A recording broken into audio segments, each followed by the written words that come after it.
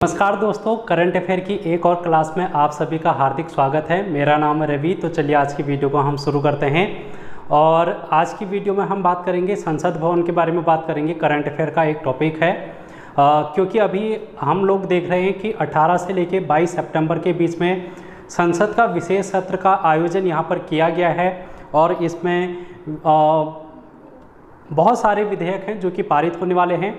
आप लोगों ने देखा, न्यूज़पेपर में सुना होगा या फिर सोशल मीडिया के माध्यम से, यूट्यूब के माध्यम से कि महिला आरक्षण यहाँ पर विधेयक लाया गया है। तो इन विधेयक के बारे में हम आने वाले क्लास में डिस्कस करेंगे कि इस विशेष सत्र के दौरान क्या क्या चीज़ें हुई हैं। लेकिन आज हम बात कर लेंगे क्योंकि संसद भवन के बारे में बात, क्योंकि ये जो विशेष सत्र का आयोजन किया गया है ये नए संसद भवन में किया गया है।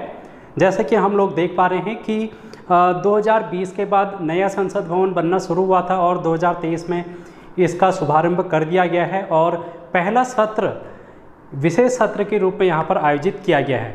तो इसलिए हमारे एग्जाम पॉइंट ऑफ व्यू से ये टॉपिक इम्पोर्टेंट बन जाता है।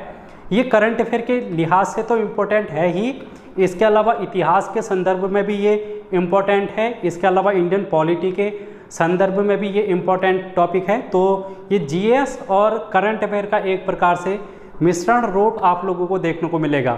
तो ये आपके आने वाले एग्ज़ाम आरओ की बात करें, अधिशासी अधिकारी की, या फिर जो भी आपके एग्ज़ाम हैं आने वाले समय में, उन सभी के लिए ये वीडियो इम्पोर्टेंट रहेगी। तो चलिए वीडियो को शुरू करते हैं। और हम यहाँ पर बात कर रहे हैं संसद भवन की। इसके अलावा कंप्यूटर की क्लास भी आप लोगों को दी जा रही है, क्योंकि आरओ में प्री और मेंस दोनों में जीएस में कंप्यूटर का भी टॉपिक दिया गया है और अधिशासी अधिकारी में भी दिया गया है। और बंदी रक्षक का एग्ज़ाम होने वाला है। एक स्टूडेंट का कमेंट आया था कि बंदी रक्षक एग्ज़ाम से पहले आप लोग ये जो कंप्यूटर की क्लास है उसको कंप्लीट कर देना। 15 अक्टूबर को एग्ज़ाम है, उससे पहले मैं आप लोगों को कोशिश करूँगा कि कंप्यूटर की क्लास आप लोगों के लिए पूरी तरीके से दी जाए। तो कंप्यूटर के अलावा आप और भी क्लास हैं जो कि आप लोग देख सकते हैं, जैसे रीजनिंग की क्लास है या फिर जीएस की कुछ क्लास मैंने आप लोगों को दे रखी है। उत्तराखंड की क्लास भी आप लोगों की यहाँ पर मैंने दे रखी है। तो हर एक एग्ज़ाम के लिए इम्पोर्टेंट रहेंगी। तो संसद भवन की अगर हम बात करेंगे तो विशेष सत्र का यहाँ पर आयोजन किया गया है। तो सबसे पहले तो विशेष सत्र के बारे में आप लोगों को पता होना चाहिए। 18 से लेकर 22 सितंबर के बीच में इसका आयोजन किया गया है 2023 में। तो मोदी जी के कार्यकाल में अभी 10 वर्ष पूरे होने वाले हैं, 2 कार्यकाल उनके। तो इस दौरान यहाँ पर अभी तक 2 बार विशेष सत्र का आयोजन किया गया है। पहला विशेष सत्र यहाँ पर 2017 में लाया गया था, 2017 में 30 जून। और ये जीएसटी बिल जब पारित हुआ था तो उस समय विशेष सत्र का आयोजन यहाँ पर किया गया था। तो इसलिए पहले कार्यकाल के दौरान हम लोग देखते हैं जीएसटी बिल जो कि विशेष सत्र के दौरान लाया गया था। अब यहाँ पर 18 से 22 सितंबर के बीच में दूसरा विशेष सत्र लाया जा रहा है, जिसमें बहुत सारे विधेयक पारित होंगे। उन विधेयक को हम आने वाली क्लास में डिस्कस करेंगे। बहरहाल हम यहाँ पर बात करते हैं विशेष सत्र की। तो विशेष सत्र का प्रावधान हमारे मूल संविधान में तो नहीं दिया गया है, मूल संविधान में इसकी का जिक्र नहीं किया गया। लेकिन अगर हम इसको देखें तो आर्टिकल 85 में अनुच्छेद 85 का 1 ये अनुच्छेद है हमारे संविधान का। यहाँ पर इसका थोड़ा सा जिक्र हमको देखने को मिलता है। अब ये विशेष सत्र होता क्या है, देखो वैसे तो अगर हम बात करें इंडियन पॉलिटी का, थोड़ा सा यहाँ पर आप लोग जान लें कि जो संसद के सत्र होते हैं वो 3 प्रकार के सत्र हमको देखने को मिलते हैं पूरे साल में। तो पहला सत्र है यहाँ पर बजट सत्र, ठीक है। तो बजट सत्र हम लोग देखते हैं। उसके बाद मानसून सत्र यहाँ पर हम देखते हैं, दूसरा है मानसून सत्र, और तीसरा जो सत्र है वो है शीतकालीन सत्र। तो शीतकालीन सत्र हमको दिसंबर के महीने में देखने को मिलता है, नवंबर दिसंबर में। और बजट सत्र आप लोगों को पता है जिसमें बजट पारित होता है संसद में फरवरी माह में, उस समय इसका आयोजन किया जाता है। और ये जो मानसून सत्र है अभी ये अगस्त में इसका समापन हुआ है।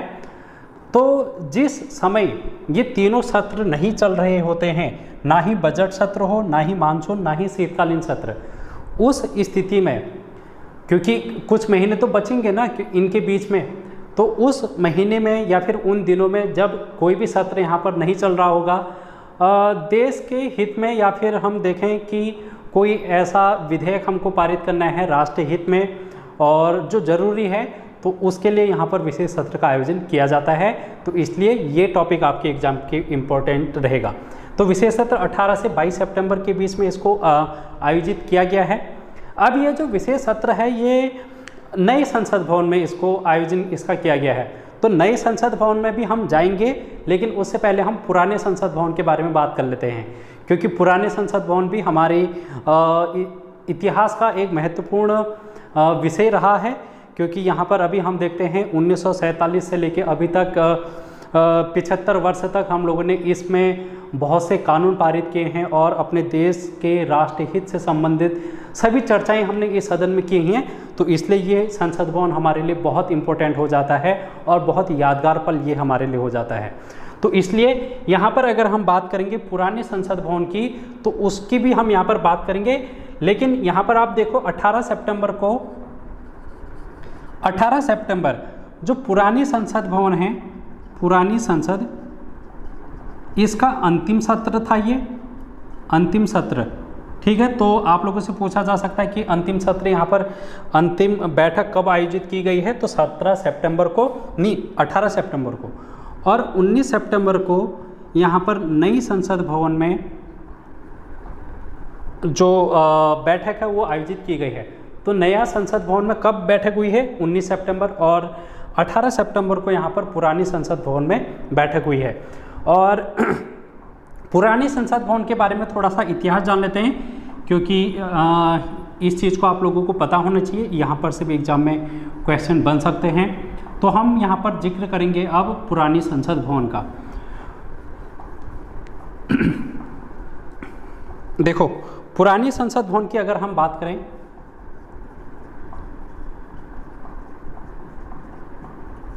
इसका इतिहास देख लेते हैं थोड़ा सा। अब इतिहास में अगर हम जाएं तो सबसे पहले 1911 की हम बात कर लेते हैं। 1911 में क्या हुआ था, यहाँ पर दिल्ली दरबार का आयोजन किया गया था, दिल्ली दरबार। और उस समय जो यहाँ का शासन प्रशासन है वो ब्रिटिश लोगों के हाथों में था, और उस समय गवर्नर हुआ करते थे, वायसराय हुआ करते थे। तो वायसराय का नाम आप लोगों को ध्यान में रखना है, लॉर्ड हार्डिंग उस समय वायसराय थे। और उस दौरान यहाँ पर जो ब्रिटिश की महारानी हैं क्वीन, यहाँ पर मैरी आई थी, और जॉर्ज पंचम, तो यहाँ पर जॉर्ज पंचम और क्वीन मैरी दिल्ली दरबार में यहाँ पर आई थी दिल्ली में। तो उस दौरान यहाँ पर एक घोषणा की जाती है कि हमारी जो राजधानी है वो कलकत्ता से दिल्ली स्थानांतरित कर दी जाती है। तो दिल्ली दरबार में क्या हुआ था, राजधानी जो हमारी है वो दिल्ली आ जाती है। तो ये भी आप लोगों को ध्यान में रखना है। और जब राजधानी, किसी भी देश की राजधानी अगर कहीं पर स्थापित हो जाती है, तो उसके बाद वहाँ से शासन प्रशासन का कमान है जो कि संभाला जाता है, और इसलिए वहाँ पर हम देखते हैं कि उसका विकास किया जाता है। और इसी क्रम में 1911 के बाद दिल्ली का विकास जब होने लगा, तो किस प्रकार से यहाँ जो हमारे प्रशासनिक अधिकारी हैं या फिर जो भी देश की सत्ता को संभाल रहे हैं, उनकी बैठकें कहाँ पर आयोजित की जाएंगी, किस प्रकार से शासन प्रशासन संभाला जाएगा, इसके लिए बिल्डिंग की आवश्यकता थी। तो एक कमेटी बैठी और उस कमेटी में ये निर्णय लिया गया कि यहाँ का विकास किया जाएगा। और इस प्रकार हम देखते हैं 1921 की बात, तो 12 फरवरी 1921 में यहाँ पर जो हमारी संसद भवन है, तो इसकी नींव रखी जाती है, संसद की नींव रखी जाती है यहाँ पर, ठीक है। तो ये नींव रखी गई, कब रखी गई, 12 फरवरी 1921 को। किसके द्वारा रखी गई, Duke of Connaught, Duke of Connaught के द्वारा। और ये महारानी एलिजाबेथ के बेटे हैं। तो ड्यूक ऑफ कनाट इनकी एक उपाधि है, ये भी आप लोगों को ध्यान में रखना है। उसके बाद इसकी जो जिम्मेदारी है, इसके निर्माण की जिम्मेदारी, जो ये निर्माण है इसकी जिम्मेदारी किसको सौंपी गई यहाँ पर, ठीक है।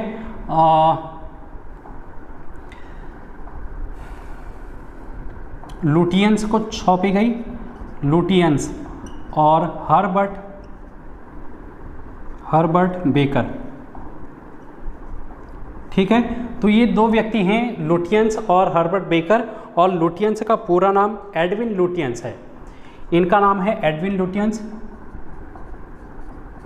एडविन लुटियंस और हर्बर्ट बेकर को इसकी जिम्मेदारी सौंपी गई और इन्होंने यहाँ पर जो हमारी संसद भवन है उसका निर्माण यहाँ पर किया। लगभग 6 वर्ष लगते हैं और 18 जनवरी 1927 को ये संसद भवन का कार्य पूरा हो जाता है और इस यहाँ पर हम देखते हैं इसका उद्घाटन हो जाता है। ठीक है, तो उद्घाटन के समय में यहाँ के वाइसराय आप लोगों से पूछा जाता है, तो वाइसराय उस समय लॉर्ड इरविन थे। ठीक है, लॉर्ड इरविन उसमें यहाँ के वाइसराय होते हैं, वो इसका उद्घाटन करते हैं। और तब इस समय ये जो संसद है उसका अस्तित्व नहीं था, मतलब उस समय ये संसद हमारे देखें तो जब हमारा देश आज़ाद हुआ उसके बाद अस्तित्व में आई, लेकिन ये बिल्डिंग पहले बन चुकी थी और इसको काउंसिल हाउस के रूप में जाना गया। इसको किस रूप में जाना गया? काउंसिल हाउस के रूप में जाना गया। इसको संसद भवन के रूप में नहीं जाना गया क्योंकि उस समय संसद भवन की परिकल्पना नहीं आई थी भारत में, क्योंकि जब हमारा देश आज़ाद हुआ, संविधान बना, उसके बाद संसद भवन हमारी आई, तो इसलिए काउंसिल हाउस के रूप में उस समय जानी गई और 1947 तक इसको काउंसिल हाउस के रूप में ही जाना गया। 1947 में जब भारत देश आज़ाद हो जाता है और यहाँ पर जब संविधान सभा का निर्माण होता है तो यहाँ पर हम देखते हैं 9 दिसंबर 1946 को संविधान सभा की यहाँ पर पहली बैठक होती है। पहली बैठक, और फिर हमारा 26 जनवरी 1950 को जब संविधान लागू हो जाता है उसके बाद हम देखते हैं कि नई सरकार का गठन होता है 1951-52 में। तब से लेके अभी तक प्रत्येक वर्ष जितने भी सत्र आयोजित किए गए हैं तो इस संसद भवन में यहाँ पर आयोजित किए गए, और हम यहाँ पर देख रहे हैं कि 18 सितंबर 2023 को यहाँ पर अंतिम सत्र, यहाँ पर इसकी अंतिम बैठक कह सकते हैं या फिर अंतिम सत्र आप लोग कह सकते हैं, तो यहाँ पर ये आयोजित किया गया है पुरानी संसद भवन में। अब मोदी जी ने यहाँ पर 18 सितंबर को भाषण दिया था एक, तो उस भाषण में जब भी हम देखते हैं मोदी जी भाषण देते हैं तो कुछ ना कुछ नया हमको देखने को मिलता है और हमारे एग्जाम के पॉइंट ऑफ व्यू से तो फिर वो इम्पोर्टेंट बन ही जाता है। तो इसलिए उन्होंने इस अंतिम सत्र में यहाँ पर भाषण में ये कहा था कि ये हमारा एक यादगार पल रहा है पूरे भारत के इतिहास के लिए, तो इसलिए हम इसको पुरानी संसद भवन ना कहते हुए संविधान सदन के रूप में हम जानेंगे। तो जो पुरानी यहाँ पर संसद है इसको संविधान सदन के रूप में अब जाना जाएगा। तो आई होप इतना क्लियर हो चुका होगा।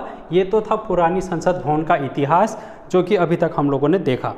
ठीक है, संविधान सदन के रूप में इसको जाना गया है और ये सारी बातें आप लोगों को ध्यान में रखनी है।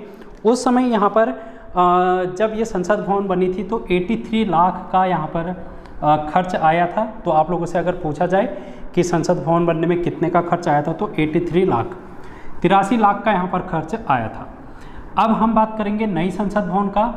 तो नई संसद भवन आप लोग हेडिंग डालेंगे और इस चीज़ को आप लोग कहीं ना कहीं पर नोट ज़रूर करें, क्योंकि जो भी मैं लेक्चर आप लोगों को दे रहा हूँ उन चीज़ को आप लोगों को नोट डाउन करना चाहिए। जब आपका एग्ज़ाम होगा ना तो उस समय पता चलेगा कि ये कितनी इंपॉर्टेंट चीज़ें हैं, क्योंकि उस समय हम याद नहीं रहती चीज़ें। अभी जैसे आप लोग वीडियो देख रहे होंगे तो याद नहीं रहेगा, 1 महीने बाद भूल जाएंगे, 1 हफ्ते बाद भूल जाएंगे, लेकिन जब एग्ज़ाम होगा उससे पहले अगर आप लोग पढ़ेंगे, रिवीजन करेंगे और एग्ज़ाम अगर आ गया तो आप लोगों को वहाँ पर बहुत खुशी होगी कि यार जो मैंने पढ़ा था वो आ रहा है एग्ज़ाम में। तो इसलिए आप लोगों को इन चीज़ों को नोट डाउन करना है, अच्छे से नोट्स कॉपी बना लेनी है और फिर रिवीजन करते जाना है। रिवीजन मूल मंत्र आप लोग इसको माने अपनी तैयारी के दौरान, चाहे कोई भी सब्जेक्ट है रिवीजन ज़रूर करें, बाकी और चीज़ें हो ना हो रिवीजन पर ज़्यादा फोकस कर रहे हैं। तो यहाँ पर हम नई संसद भवन के बारे में देख लेते हैं। तो नई संसद भवन की अगर हम बात करें तो इसका जो शिलान्यास है ये 10 दिसंबर 2020 को इसका शिलान्यास किया जाता है मोदी जी के द्वारा। अब जिस समय इसका शिलान्यास किया गया 2020 में, उस समय क्योंकि इसमें जो खर्च आया था, यहीं पर आप लोग लिख लें, 970 करोड़ रुपए का यहाँ पर खर्च आया था। और ये जो क्षेत्र है 65,000 वर्ग मीटर में फैला हुआ है, तो ये भी आप लोगों को ध्यान में रखना है, ठीक है। अब जिस समय ये यहाँ पर इसका शिलान्यास रखा गया, क्योंकि यहाँ पर 970 करोड़ रुपए का खर्च इसमें बजट पारित किया गया था, तो लॉकडाउन का भी समय था, कोरोना वायरस चल रहा था, तो विपक्ष पार्टी इसका विरोध भी कर रही थी। लेकिन खैर हम राजनीति में नहीं जाएंगे, विरोध होते रहते हैं, आलोचना प्रत्यालोचना राजनीति में होती रहती है। लेकिन हम यहाँ पर देखें इसकी आवश्यकता क्या थी। आवश्यकता ये थी कि देश की जनसंख्या बढ़ती जा रही है, और जब जनसंख्या बढ़ती है तो फिर जो सांसद हैं उनकी भी संख्या बढ़नी चाहिए। जैसे अभी अगर हम देखें लोकसभा में 550 के आसपास और राज्यसभा में 250 के आसपास हैं, लेकिन अगर हम देखें 2026 तक, 2026 में इसका जब परिसीमन किया जाएगा तो सांसदों की संख्या बढ़ेगी, चाहे लोकसभा की बात करें राज्यसभा की, दोनों में यहाँ पर जब संख्या बढ़ेगी, जो पुरानी संसद है उसमें बैठने के लिए सीटें नहीं थी, तो इसलिए नई संसद का बनना यहाँ पर बहुत अनिवार्य हो चुका था। इसलिए इसका यहाँ पर शिलान्यास किया गया और इसको बनाया गया। लगभग 2 से ढाई वर्ष यहाँ पर लगते हैं, तो ये भी आप लोगों को ध्यान में रखना है। 2 से ढाई वर्ष, यानी कि 28 मई 2023 को इसका उद्घाटन कर दिया जाता है, उद्घाटन, और ये मोदी जी के द्वारा किया जाता है। अब ये जो नई संसद भवन है, इसमें आप लोगों को कुछ बातें ध्यान में रखनी हैं, जैसे इसके वास्तुकार का नाम ध्यान में रखना है, वास्तुकार। अब ये वास्तुकार कौन है, तो इनका नाम है विमल पटेल। विमल पटेल जी एक पद्मश्री प्राप्त करता है, विमल पटेल। और इसका जो प्रोजेक्ट है, ये जो प्रोजेक्ट है, इस प्रोजेक्ट को सेंट्रल विस्टा प्रोजेक्ट का नाम दिया गया था। और सेंट्रल विस्टा प्रोजेक्ट का मतलब क्या है, इसको समझ लें, क्योंकि इसका भी इतिहास बड़ा रोचक सा है। 1931 में इसका उद्घाटन होता है। तो सेंट्रल विस्टा का उद्घाटन आप लोग देखेंगे 1931 से है। अब मैंने जैसे अभी आप लोगों को बताया कुछ देर पहले कि 1911 में जब दिल्ली दरबार लगा, उसके बाद 1921 में संसद बनना शुरू हुआ। तो जो दिल्ली के आसपास का क्षेत्र था उसमें जैसे अगर हम बात करें, यहाँ पर राष्ट्रपति भवन है, और नॉर्थ और साउथ ब्लॉक है, नॉर्थ और साउथ ब्लॉक। इसके अलावा यहाँ पर राष्ट्रीय अभिलेखागार और इंडिया गेट, और इसके अलावा संसद भवन। ये जो बिल्डिंगें हैं, राष्ट्रपति भवन की बिल्डिंग है, नॉर्थ और साउथ ब्लॉक है, राष्ट्रीय अभिलेखागार है, इंडिया गेट है, संसद भवन है, ये जो सभी बिल्डिंगें हैं, इन बिल्डिंगों का संयुक्त रूप सेंट्रल विस्टा के रूप में जाना गया। आई होप क्लियर हो चुका होगा सेंट्रल विस्टा क्या है। सेंट्रल विस्टा एक क्षेत्र है, इस क्षेत्र के अंतर्गत ये सारी बिल्डिंगें आती हैं, और इसमें हम यहाँ पर देख रहे हैं कि संसद भवन का नया निर्माण किया गया है। बाकी अन्य जैसे राष्ट्रपति भवन है, राष्ट्रीय अभिलेखागार, इंडिया गेट, नॉर्थ और साउथ ब्लॉक, ये पुराने ही हैं अभी भी। तो इसलिए ये जो प्रोजेक्ट है वो सेंट्रल विस्टा प्रोजेक्ट का एक हिस्सा है, और इसका उद्घाटन 1931 में किया गया, यानी कि ये सारी चीज़ें 1931 में बन के यहाँ पर तैयार हो चुकी थी। तो क्लियर हो चुका होगा। आप लोगों से सेंट्रल विस्टा के बारे में पूछा जा सकता है कि इसमें कौन कौन शामिल हैं, तो ये सभी चीज़ें आप लोगों को ध्यान में रखनी पड़ेगी उस समय। तो ठीक है, सेंट्रल विस्टा के बारे में भी हम लोगों ने बात कर ली। उसके बाद इसका जो निर्माण किया गया, निर्माण ये टाटा लिमिटेड के द्वारा किया गया है, टाटा लिमिटेड के द्वारा इसका निर्माण किया गया है। तो ये तो था नई संसद के बारे में हम लोगों ने देखा। थोड़ा सा और जान लेते हैं क्योंकि ये इम्पोर्टेंट टॉपिक है यहाँ पर से। इसकी विशेषताएं देख लेते हैं नए संसद भवन की, क्योंकि विशेषताएं भी आप लोगों को पता होनी चाहिए नए संसद भवन की।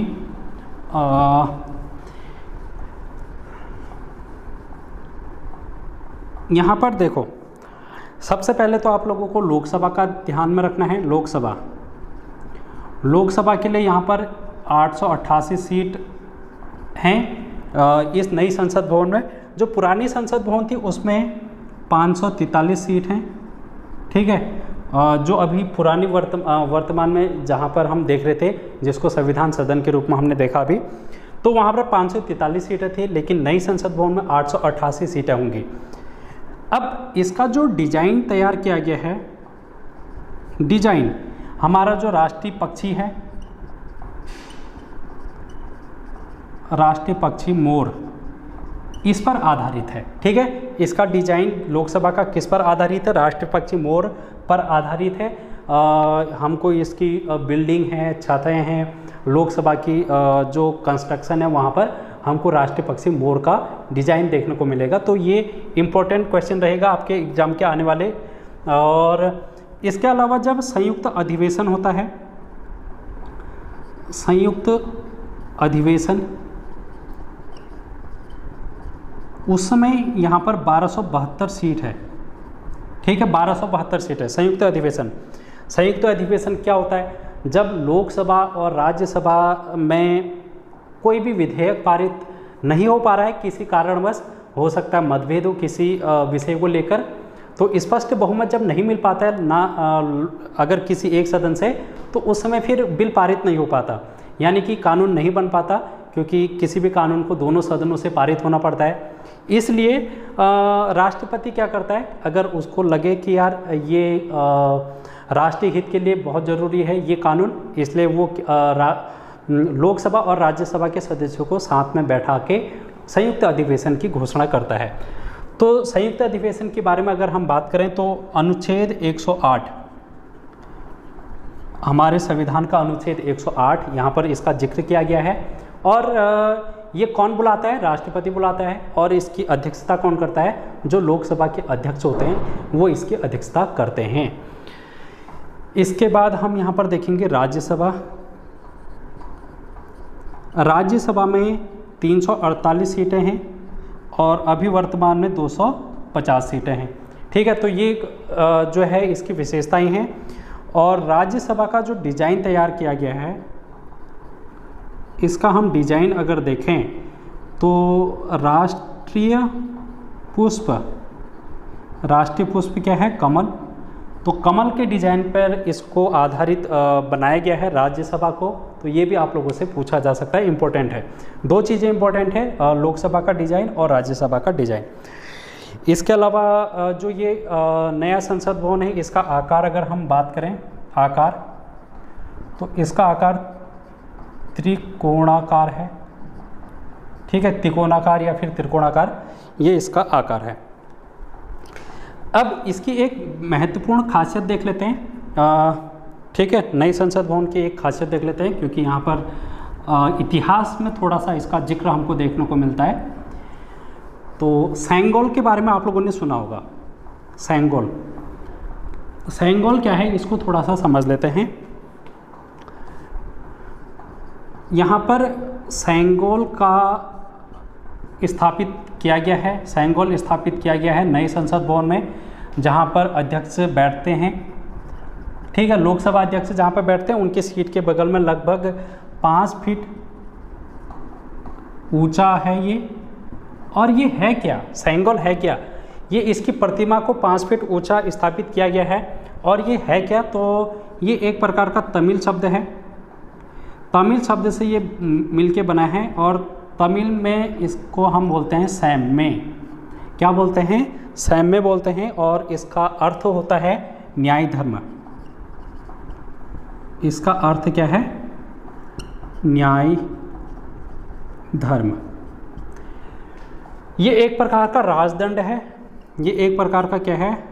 राजदंड है। अब हम समझ लेते हैं ये राजदंड क्या है, न्याय धर्म क्या है, सैम्य क्या है। देखो, दक्षिण भारत का इतिहास हमारे प्राचीन इतिहास और मध्यकालीन भारत के इतिहास का एक और आधुनिक भारत के बीच में जो भी दक्षिण भारत के राजवंश रहे हैं वो बहुत विशाल रोल अदा करते हैं हमारे इतिहास में। इसलिए हम देखते हैं वहाँ पर चोल वंश का शासन हुआ करता था दक्षिण भारत में। तो चोल वंश में जब कोई एक राजा अपनी सत्ता को दूसरे राजा को सौंपता था, यानी कि अगर एक राजा अपनी सत्ता को अपने बेटे को सौंपेगा या फिर किसी दूसरे व्यक्ति को सौंपेगा, तो उस समय वो क्या करता था, सत्ता का हस्तांतरण करता था। और सत्ता का जब हस्तांतरण करता था तो कोई एक चिन्ह भेंट के स्वरूप में देता था, यानी कि सत्ता हस्तांतरण का एक स्वरूप हमको देखने को मिलता है और उसी स्वरूप को हम बोलते हैं सेंगोल।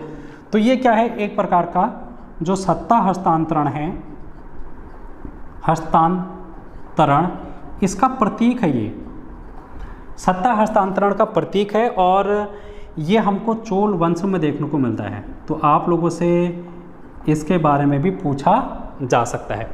अब इसका निर्माण किसके द्वारा किया गया, इसका निर्माण किसके द्वारा किया गया, तो मैसूर के